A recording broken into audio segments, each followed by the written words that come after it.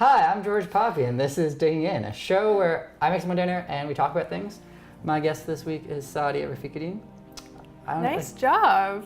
That was good. I know, I've done this a few times now. A few times, yeah. Yeah.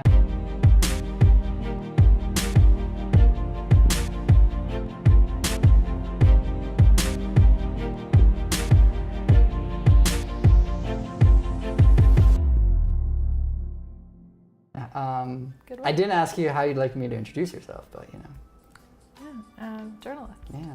Okay, well, Documentarian. yeah. My guest this week is then clearly a journalist and documentarian.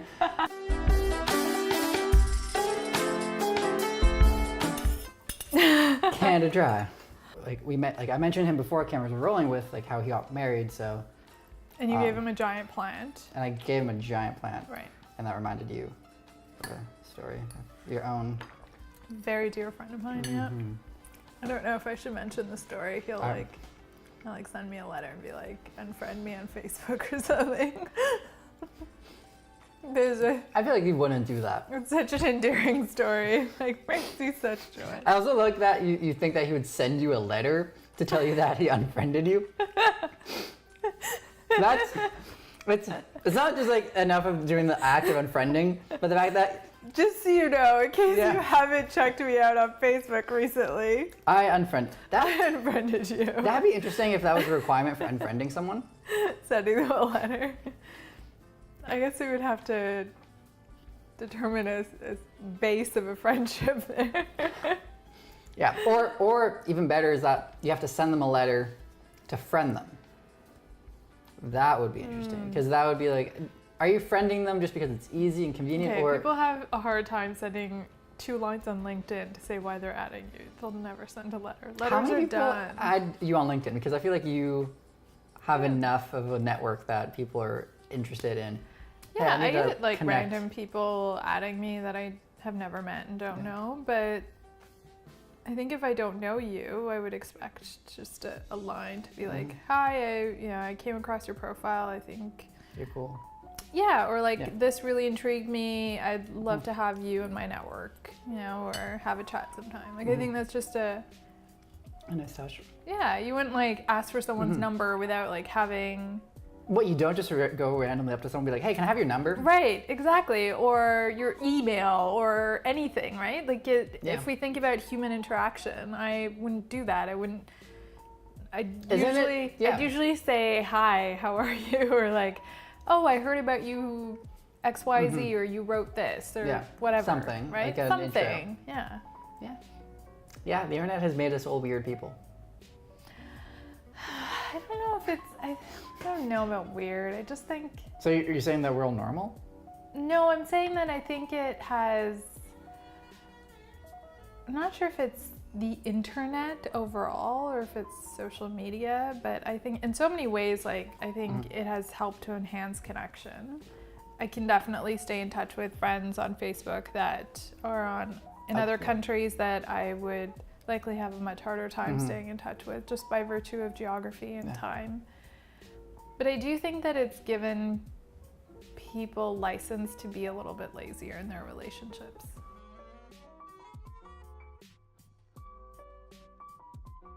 I think for me, what was really hard was seeing the things my mom went through here. That was the hardest. Because I was the eldest in the family. My brother and sister were much younger. I have a 6-year age gap between my brother and I and a 7-year between my sister and I. So they in time knew a lot, but I just saw so much from an early age that for me, that was the hardest part. I could never, and it's stuff I actually really want to write about now. Of course. And has served, I think, inspiration for a lot of the stories I do, because I realize that I am the beneficiary of so much good. I think similar to this mentor that Renji has, I got scholarships and was able to get opportunities because I lived in Canada and not in Pakistan. Yeah. And I was able to do things in my life that I wouldn't have been able to do there. Yeah. But regardless of all of that, I think there's just a part of me that always feels like there's just no way to thank my mother enough for what she did. She, like, I don't think she's ever asked herself, like, what do I want to do with my life? Or what are my dreams? It's not a question you ask. Yeah, meanwhile, I have that chance. Like, I have certain constraints that I have to work around and kind of balance my life around and figure out. Yeah. But I've always had the chance to kind of ask myself, like, what do I actually want to do with my life? Or if I want to write, what do I want to write about? What kind of stories do I want to shine a light on, because they're underreported, they're not covered enough, or kind of what are my dreams? Like, what kind of person do I want to marry? All these like really big questions that I believe often women from the world that she grew up in, and then the world that she had to inhabit after leaving Pakistan, don't get to do. Like, I realize I'm in a position now in my life, not my whole life, but certainly now, where I have the ability to ask, certain questions and do certain things that given if I was in Pakistan still, there's no way I could do it. And so that's something that I always carry with me. Like, everything I need to do has to have that kind of purpose to it, so that isn't that a lot of weight though? That for sure everything has to have that significance. Absolutely, it has so much weight to it. Which is like, I know that can so much weight to it. I think it's something I have to be very careful about with myself. And I think as I've grown older, it's something that I'm very aware of, so I'm very careful to not, there's like a time and place for everything, right? So I've realized that, like, this is the moment for this, so I'm going to focus in on this, and then, the next 6 months is the moment for that, and like learning to be in the present has been really helpful in that regard.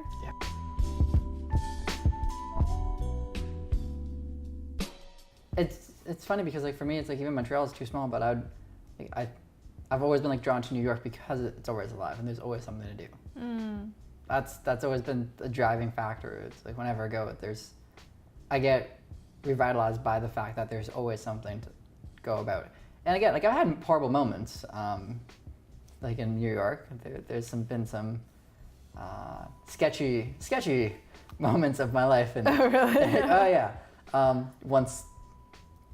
Part of the story, and I'll tell you the rest later, but I once ended up waking up at the end of the A line after a particular night.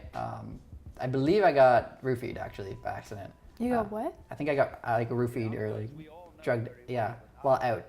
Yeah, it was a weird story. But I was like, I got knocked, like I just knocked. Do you know where you could have?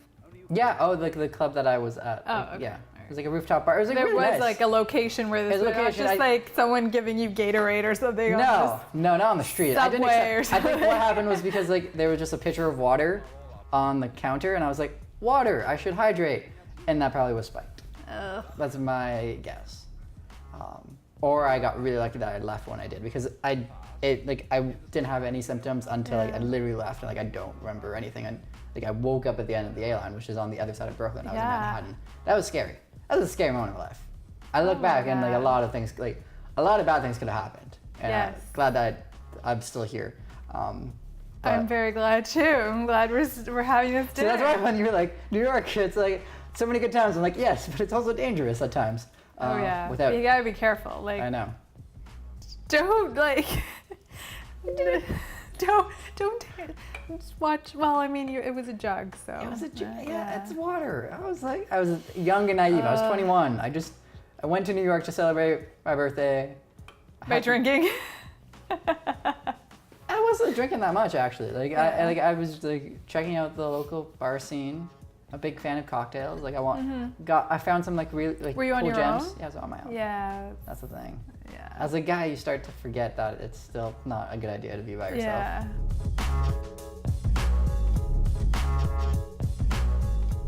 I wonder with radio talk show hosts, if they have those stories where like they've actually noticed that they changed someone's life completely. Oh, I'm sure. I used to listen Yeah. to late night radio. Why? I just love the sound of like quiet music in the background while I'd be studying, and then it'd be punctuated with the host saying something. And a guy once called in saying that I called you many, many years ago, and I was about to die by suicide. Well, I was going to attempt it, and you saved my life that night. Like, it was a really powerful moment. I like stopped and listened. Wow. Now I wonder if, like, the really cynic in me is like, that's like a moving story. That's incredible. I wonder if there's some radio hosts that implant that kind of story where it's like to create the ratings boost. Even like cynic, like I don't know why my mind went there, but it's just. I don't know. I feel like that those are the kinds of stories that people shouldn't mess around with. Like those are like sacred. Yeah. What other stories are sacred? Maybe. In your mind. Like the ones that are like deeply a part of you, like I think if a person looks back on their, like I'm, sort of, I'm not like middle-aged yet, but somebody who's middle-aged to at the end of their life might have, I would say maybe 3, 4 like core stories, like the kinds of stories that really like are the core of your being, like have shaped you at that moment for who you are. Yeah. They could be those like pivot points of life where very significant, yeah. that like define who you are as a human being, what you believe in, what your values are, the decisions you make, like are really fundamental to you as a person. I think those stories are really sacred, and they have to be treated well and with respect. Like for me, I would say I have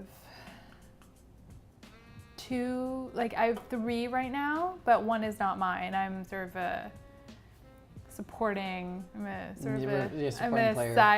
side sort of character in the story, if we were going to bring it down to characters. It's not my story to tell, but it's one that I think shaped a lot of my last few years. But I would have, 2 very core stories to me that have shaped me pretty much into the person I am, like have had a huge impact. And like those kinds of stories, I think for every person are really, like those are sacred. That kind of stuff people shouldn't mess around with.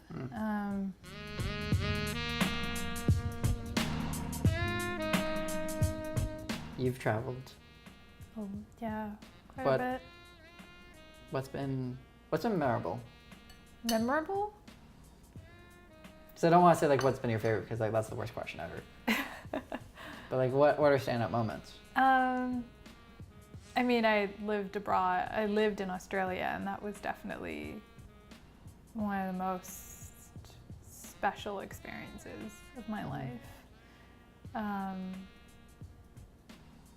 For me, I think it was the home I made for myself there, that it was the home I worked hard to create for myself. That wasn't my parents' home, it was my own. And I think whenever I go back to Sydney, or it's the feeling of home I get back right away. It's hard. It's not a feeling that I get very often, so it's one of the places in the world I feel it most. So for that reason, it's a really special place to me. And I made some really wonderful friends there, like people who I feel very close to, but are clearly very far away from me. Though, given everything that we know.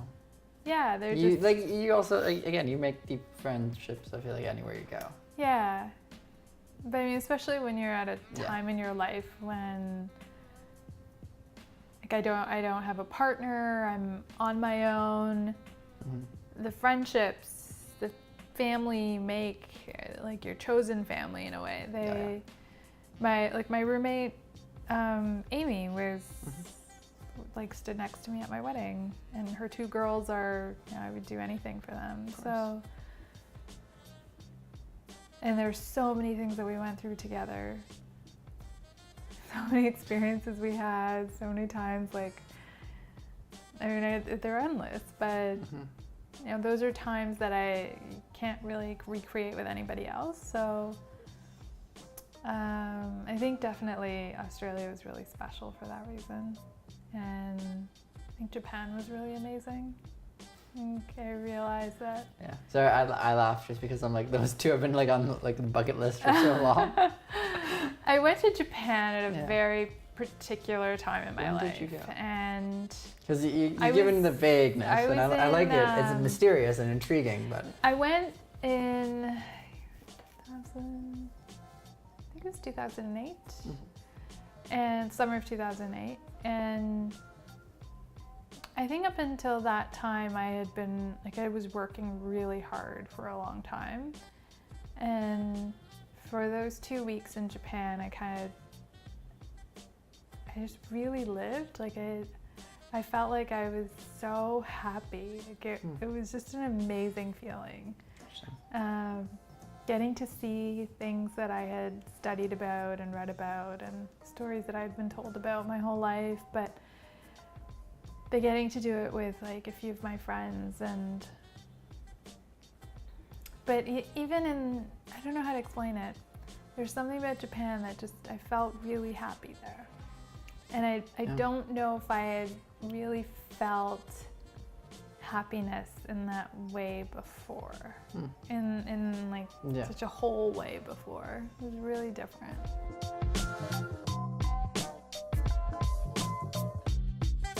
Yeah, well, yeah. Again, I can also do my usual outro, so you can stay around for that if you like. Yeah, that's our show this week. This week we were produced by me, edited by Robin. Our theme song is by Ashmeta, and our logo is by Isabel Lee. Special thanks to our guest Sadia. This was lovely. Thanks for Very having sweet. me, George. Yes, anytime. Do this again another time. Anytime. We'll not cut you off. Maybe Renji and I will have to do this together. Renji's gonna kill me if I have you on a second time before he even comes on once. Yeah.